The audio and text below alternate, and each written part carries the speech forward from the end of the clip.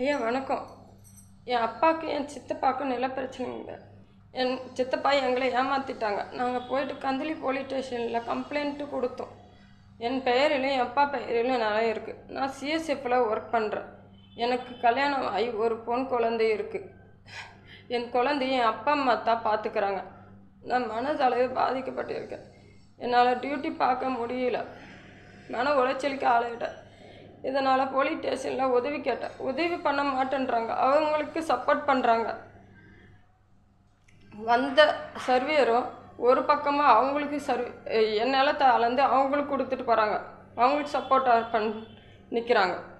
நேற்று என் தம்பி ஹாஸ்பிட்டலில் போய் என் சித்தப்பாவோட பொண்ணு செருப்பால் அடிச்சுட்டு வாடா உன்னையும் குடும்பத்தையும் வெளியே வச்சு தூக்குறோம், சாவடிச்சிட்றோம் மிரட்டிட்டு வந்திருக்கு.